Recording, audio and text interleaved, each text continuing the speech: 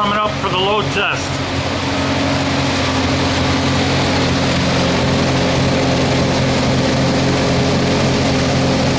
It's almost up to temperature. Got good oil pressure. Charging system's working good. It's running at idle right now. On the old Hobart Brothers generator. A little bit of a mess, no big deal. Probably needs to run out of load for a while. Alright, so I got this hooked up to the load center. To an auxiliary load center I rigged up. And for the load we're going to use a 5,000 watt electric heater. And we're going to use 3 500 watt trouble lights.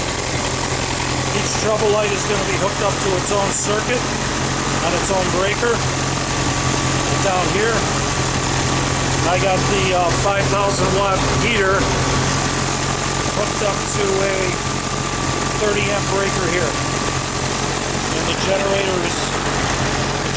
is feeding directly into the auxiliary load center here.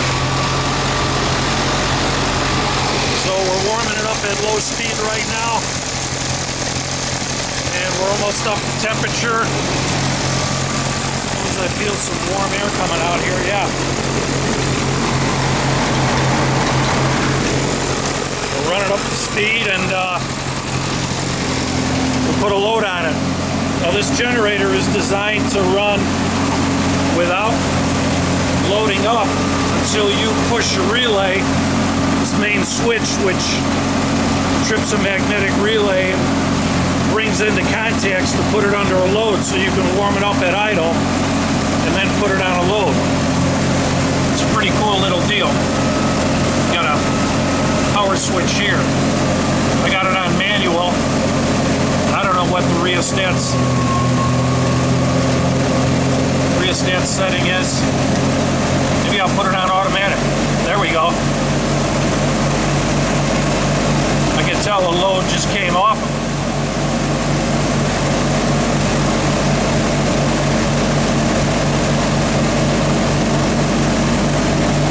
Not sure on this, but we'll see what happens. We'll go up to full speed.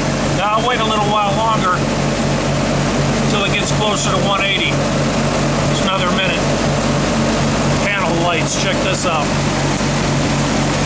Still work, 1954. This thing does have auxiliary receptacles on it,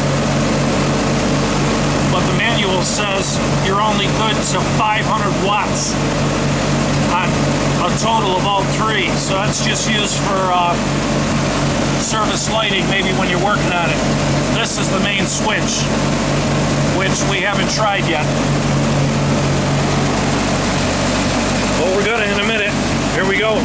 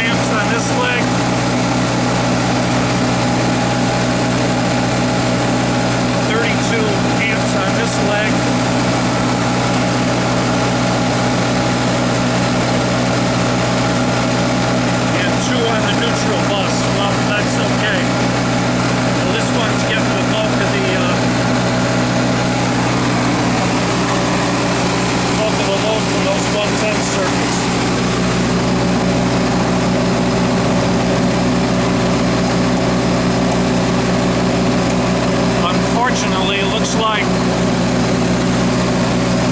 the ammeter switch. All right, that works. However, the volts is not working. The voltmeter is not working.